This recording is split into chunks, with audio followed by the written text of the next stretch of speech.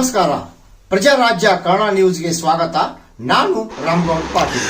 ಪಶ್ಚಿಮ ಬಂಗಾಳದಲ್ಲಿ ದೀದಿ ಸಾಮ್ರಾಜ್ಯ ಪತನ.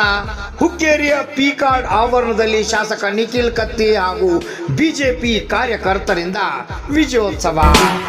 ಪಶ್ಚಿಮ ಬಂಗಾಳ ಹಾಗೂ ಅಸ್ಸಾಂ ರಾಜ್ಯಗಳಲ್ಲಿ ಬಿಜೆಪಿ ಭರ್ಜರಿ ಜಯಬೇರಿ. ಟಿಎಂಸಿ ಕೋಟೆ ಭೇದಿಸಿ ಭರ್ಜರಿ ಜಯಬೇರಿ. ಶಾಸಕ ನಿಖಿಲ್ ಕತ್ತಿ ಹಾಗೂ ಕಾರ್ಯಕರ್ತರಿಂದ ವಿಜಯೋತ್ಸವ. ಇದೇ ವೇಳೆ ಶಾಸಕ ನಿಖಿಲ್ ಕತ್ತಿ ಮಾತನಾಡಿ, ದೇಶದಲ್ಲಿ ಬಿಜೆಪಿ ಅಲೆ ಕಂಡು ಬಂದಿದೆ ಎಂದು ಇದೇ ವೇಳೆ ಮಾತನಾಡುತ್ತಾ ಅವರು, ದೀದಿ ಸರ್ಕಾರ ವಿರುದ್ಧ ಅನೇಕ ಭ್ರಷ್ಟಾಚಾರ ಹಾಗೂ ಜನರಲ್ಲಿ ಸರ್ಕಾರದ ವಿರುದ್ಧ ಆಕ್ರೋಶ ಮೂಡಿತ್ತು. ಕೈಗಾರಿಕೆಗಳ ಕೊರತೆ ಮತ್ತು ಹೆಚ್ಚುತ್ತಿರುವ ನಿರುದ್ಯೋಗ ಯುವ ಜನತೆ ಈ ಬಾರಿ ಬಿಜೆಪಿಯತ್ತ ಸೆಳೆಯಿತು. ಭಯವಿಲ್ಲದೆ ಮತ ಚಲಾಯಿಸಲು ಸಾಧ್ಯವಾಯಿತು. ಇದು ಬಿಜೆಪಿಗೆ ಪ್ಲಸ್ ಪಾಯಿಂಟ್ ಆಗಿದೆ.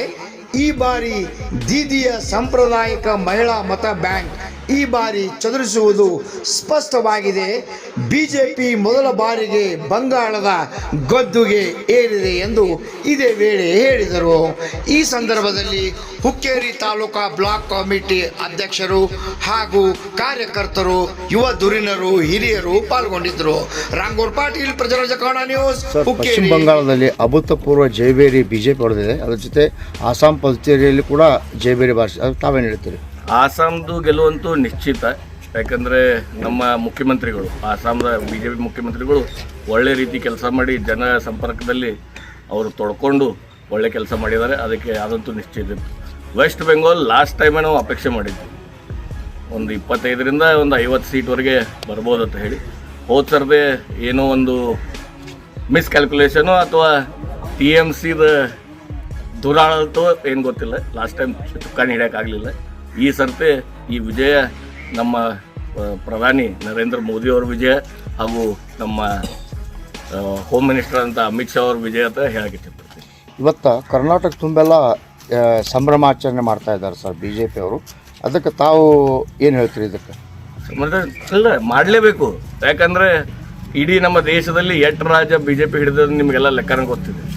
ಅದಕ್ಕೆ ನಾವಂತೂ ವಿಜಯೋತ್ಸವ ಮಾಡೇ ಭಾರತೀಯ ಜನತಾ ಪಕ್ಷಕ್ಕೆ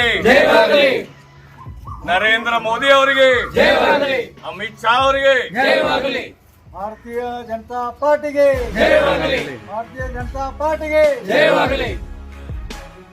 बोलो भारत माता की जय, बोलो भारत माता की जय. Yes sir, thank you.